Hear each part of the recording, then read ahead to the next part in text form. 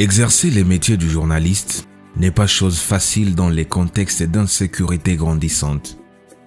À l'est de la RDC, où les guerres à répétition sont vécues par la population, les chevaliers de la plume sont quelquefois en proie de plusieurs seigneurs des guerres et ne savent pas bien travailler pour permettre à la communauté de recevoir l'information à temps réel.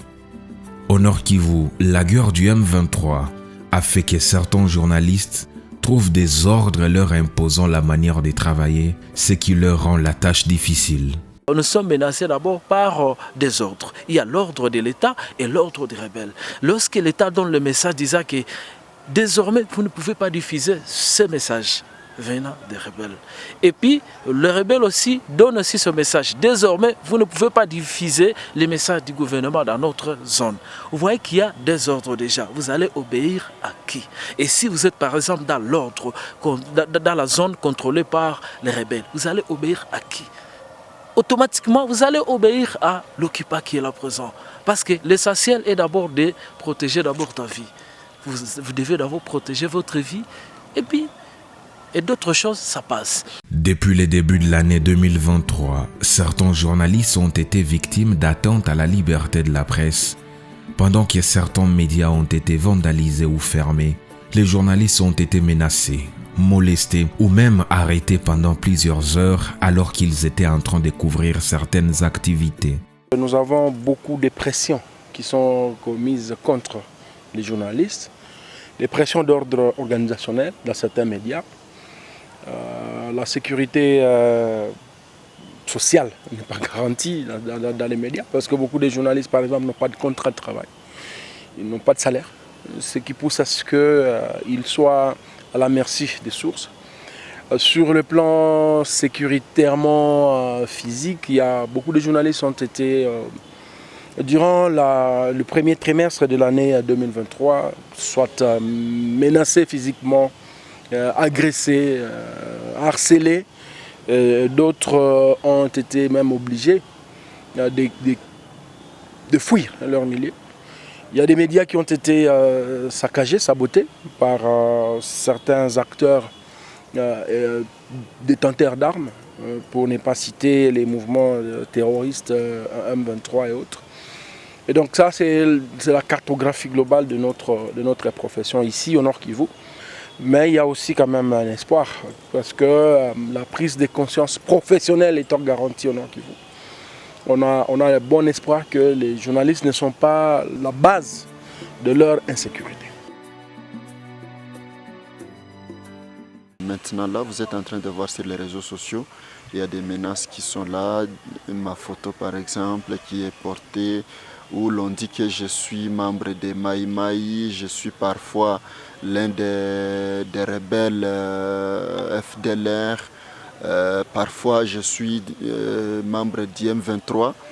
Donc tu vas comprendre que ce n'est pas du tout facile, ce n'est pas aussi direct, mais d'une manière indirecte, il y a aussi des appels qui sonnent chaque fois, où on me demande certaines choses, par exemple de ne pas toucher une telle ou telle information, et cela c'est vraiment au quotidien. Voilà. Moi-même en 2022, j'avais été visité par des hommes armés à minuit qui ont ciblé en premier mes matériels de tournage et qui sont partis avec tout ce qu'ils avaient rencontré autour de mon sac de tournage, bien sûr. Et avant d'accéder à la maison, ils ont lancé beaucoup de mots disant « tu as toujours fait du bruit aux médias, aujourd'hui c'est la fin », choses comme ça. Ne sachant pas travailler dans un environnement de guerre, certains journalistes de Rutshuru et Kiwanja ont été évacués à Goma où grâce à l'UNPC et ses collaborateurs ont tout de même continué à travailler en faveur des déplacés. On s'habitue petit à petit, mais c'est grâce à l'INPC, les consortiums INPC, Coracon et GED, nous avons été organisés dans une synergie, dénommée Synergie Saouti-Ouami. Donc, c'est un bulletin que nous avons produit en faveur des déplacés. Là, nous faisons attendre seulement les voies des déplacés, les conditions de vie des déplacés. Et on a choisi seulement les journalistes déplacés et pour que les déplacés s'expriment mieux. Parce que nous aussi, en tant que déplacés, on peut rencontrer nos amis, nos frères déplacés dans des cas, ils s'expriment mieux devant nous. Alors, c'est dans ce sens-là que nous avons continué quand même à travailler comme journalistes ici.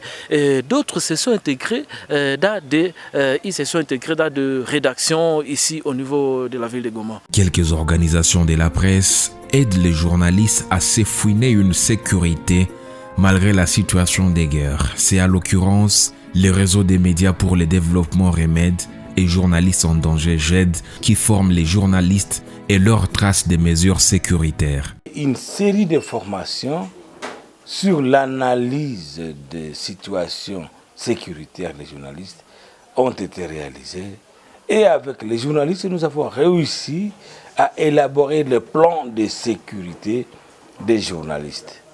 Ces plans vous donnent quelques notions sur les règles et les mesures de sécurité, où vous pouvez savoir quand est-ce qu'on peut dire que la situation est stable, normale pour le travail.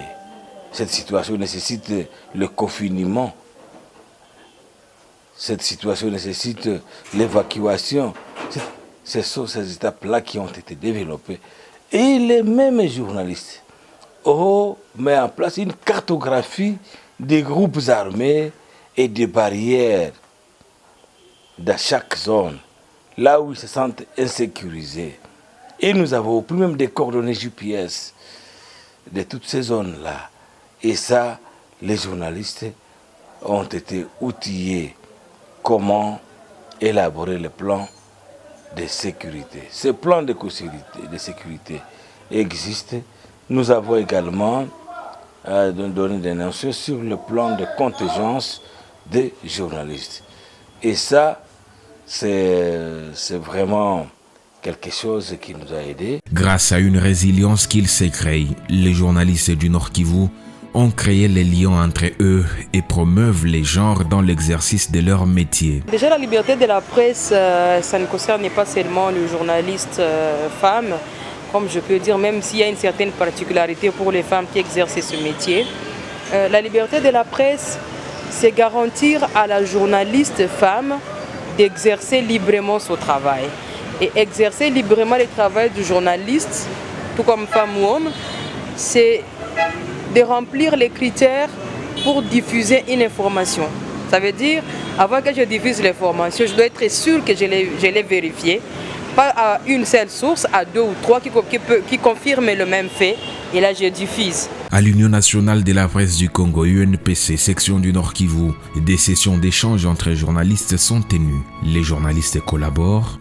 Les bureaux leur facilitent l'accès aux sources fiables. Au niveau du Nord Kivu, l'UNPC fédère d'abord tous les journalistes.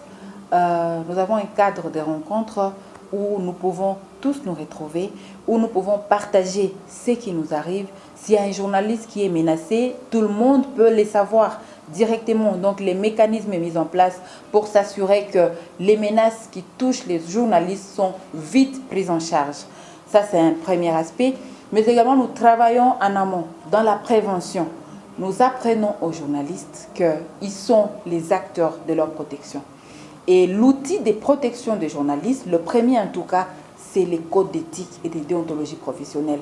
Un journaliste qui travaille dans le respect des normes professionnelles, il est à 90% à l'abri des menaces. Sauf que dans la société, il y a toujours des personnes mal intentionnées qui ne veulent pas qu'on dévoile ce qu'ils font dans le noir. Et c'est ce qui met toujours les journalistes en danger. Mais un journaliste qui respecte les normes professionnelles, il est toujours protégé. Et au niveau de la corporation, c'est une force de se retrouver. Les journalistes, il sait qu'il n'est jamais seul. S'il est en difficulté, il peut compter sur les autres. Et c'est une force. qui permet aux journalistes de pouvoir travailler même dans un contexte difficile comme celui de la province du Nord Kivu. La bonne information exige de contacter la bonne source. Et il y a des sources qui ne sont pas facilement accessibles.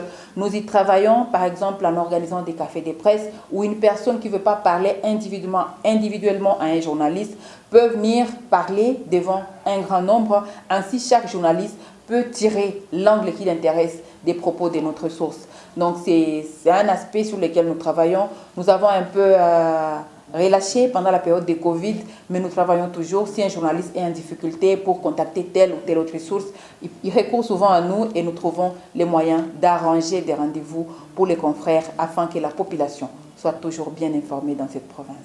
Malgré les menaces et autres abus dont ils sont victimes, les journalistes conscients de leur travail qui est de la récolte, les traitements et la diffusion des informations en faveur de la communauté ont déjà choisi les systèmes faire avec. On n'a pas un autre choix que de continuer à travailler, que de continuer à exercer ces métiers pour qui nous sommes appelés. Donc on connaît que les menaces sont là, nous sommes conscients de ces dangers, mais aussi quelque part on est obligé de donner la vraie information à la population. La sécurité du journaliste et les journalistes lui-même, les respects stricts du prescrit du code d'éthique et déontologie du journaliste épargneraient les professionnels des médias de plusieurs atteintes à leur liberté de travail. La bonne sécurité du journaliste, nous avons toujours dit, c'est l'obligation. L'obligation, encore une fois, l'obligation de respecter les codes d'éthique et la déontologie. Lorsque nous respectons ces codes d'éthique et la déontologie, nous sommes moins exposés au danger. Il y a ces devoirs-là que nous devons faire chaque jour, celui de respecter ou de connaître d'abord les codes, de les lire, de les comprendre et de les respecter. Autre chose, c'est que le journaliste doit travailler dans un environnement qu'il maîtrise. Donc, bien comprendre les contextes dans lesquels on est en train de travailler va nous pousser à avoir des mécanismes de sécurité physique. Il y a aussi d'autres aspects qui sont très importants. Nous sommes dans une zone où celui qui est derrière nous, nous ne le connaissons pas. Ça veut dire que les journalistes doivent avoir en tête qu'ils ne doivent pas toujours continuer à travailler en solo. Il faut qu'ils travaillent en équipe pour que chacun puisse être le surveillant de l'autre pour finalement réaliser notre mission, celle de collecter, celle de traiter, celle de diffuser les informations. Tous les journalistes, vraiment, c'est de respecter maintenant les règles sécuritaires. Parmi ces règles, ne pas utiliser les moyens de transport militaire parce que vous n'êtes pas porteur d'armes, vous êtes porteur de ces micros que vous avez, porteur de cette caméra. C'est ça votre... Alors vous ne pouvez pas vous confondre. Même l'habillement, vous ne pouvez pas vous confondre. Donc c'est une série de règles que nous avons mis à disposition des journalistes. Mais aussi, comme nous sommes dans l'état de siège, nous avons réussi à signer la feuille de route pour le renforcement de la sécurité des journalistes avec quelques partenaires, donc quelques services de l'État. C'était notamment le service de sécurité FARDC, le service de l'ordre, c'est la PNC, et aux côtés nous avions l'ANR aussi et l'UNPC qui étaient ensemble avec les journalistes et ils se sont mis d'accord sur un certain nombre d'éléments et la feuille de route existe pour le renforcement de sécurité des journalistes. À cause de l'insécurité aggravante qui traverse les journalistes et médias du Nord Kivu, dans une activité dénommée « Une bougie pour la liberté de la presse » en 2021, les journalistes ont demandé à toutes les autorités à assurer leur sécurité afin qu'ils mènent à bon part leurs activités.